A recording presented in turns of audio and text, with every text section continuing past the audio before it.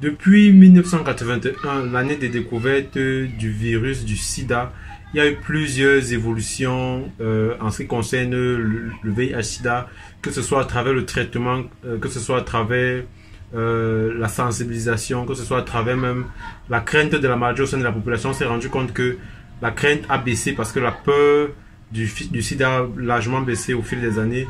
Le traitement a beaucoup joué un rôle là-dessus parce que le traitement qui peut permettre de réduire la quantité de virus qu'il y a dans l'organisme avec les ARV et autres. Également, au niveau de la sensibilisation, il y a eu beaucoup de choses qui ont été faites. Mais il y a un aspect qui n'a pas beaucoup évolué depuis lors, c'est notamment la vaccination. On se rend compte que la vaccination stagne.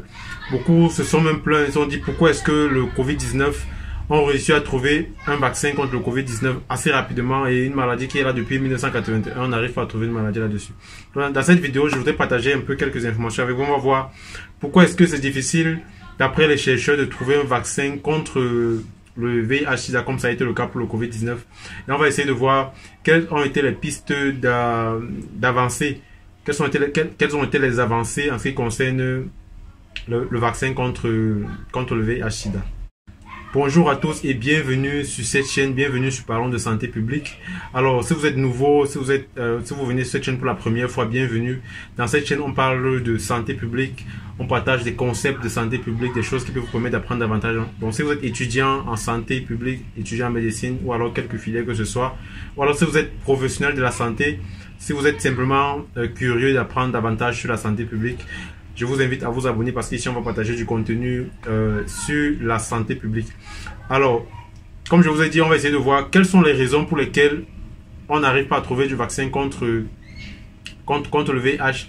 Alors, d'après les chercheurs, la première raison est liée au fait que le virus du sida mute beaucoup. Alors, on parlait notamment des mutations des différentes variantes en ce qui concernait la COVID-19.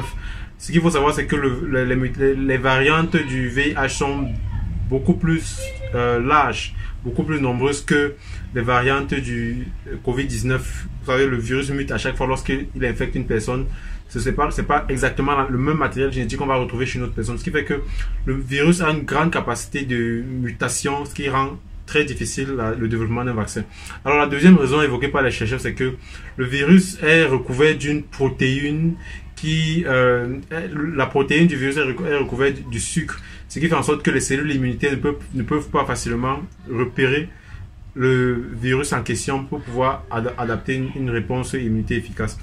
Alors la troisième raison est liée au fait que lorsqu'on est infecté, lorsqu'un patient est infecté par le virus, alors lorsqu'il reçoit le vaccin, ce qui va se passer, c'est que le corps ne pourra pas facilement développer ce qu'on appelle des cellules immunitaires appropriées pour pouvoir lutter contre le virus qui a été identifié. Donc on se rend compte qu'il y a un certain type d'anticorps neutralisant qui a la possibilité de neutraliser ce virus-là.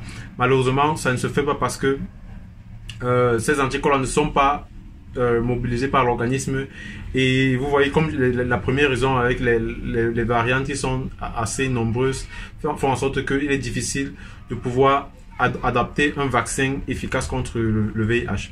Alors maintenant, quelles sont les différentes pistes de recherche qui ont été explorées? Comment est-ce que la pandémie de Covid-19, alors la recherche de vaccins contre la Covid-19 va également aider dans la recherche de vaccins contre le VIH-Sida?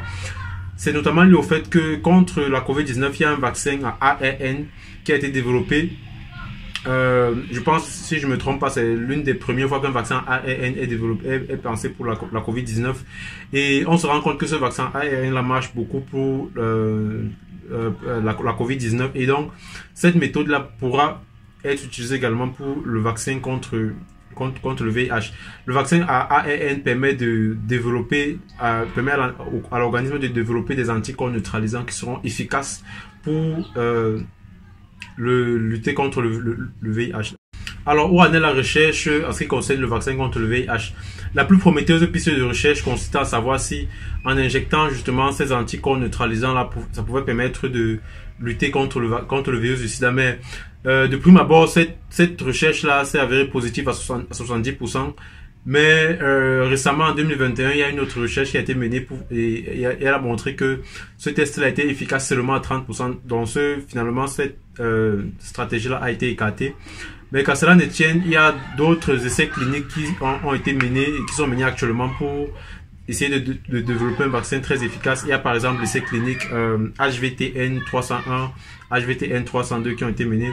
Mais l'essai clinique sur lequel beaucoup d'espoir repose actuellement, c'est l'essai clinique Yavi G002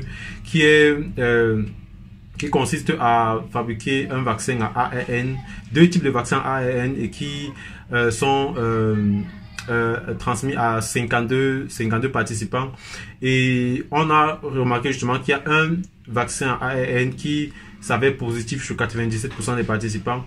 Et donc, tous les espoirs reposent donc sur cette stratégie-là avec le vaccin ARN en espérant que finalement, on pourra aboutir à un vaccin à ARN qui sera efficace contre le virus du sida. Alors, voilà un peu en ce qui concerne l'évolution. Maintenant, on peut bien se demander quelles sont les limites de toutes ces stratégies-là. C'est que, vous savez, avec la COVID-19, il y a eu beaucoup d'hésitations vaccinales qui est née. Et on se rend compte que avec cette hésitation vaccinale qu'on a eu avec la COVID-19, est-ce qu'avec le virus du sida, si on réussit à trouver un vaccin contre le virus du sida, est-ce que cette hésitation vaccinale ne sera pas encore plus grande et ne va pas limiter les mesures de prévention? Voilà la question qu'on peut se poser. Également, le fait que tous les efforts ont été concentrés sur la COVID-19, ça a limité un peu les ressources qui étaient déjà mobilisées pour développer le vaccin contre le VIH-Sida. Donc, voilà un peu quelques limites, quelques zones, quelques points d'interrogation qu'on peut se poser en ce qui concerne le VIH-Sida, le développement du vaccin contre le VIH-Sida. Mais on reste optimiste, on espère que on pourra finalement développer un vaccin là-dessus. Donc, c'est tout ce que je voulais partager avec vous. On reste attentif à la suite de cette recherche qui sont menées concernant le vaccin contre le VIH-Sida. Alors, nous, on s'est dit à une prochaine vidéo. Sentez-vous bien.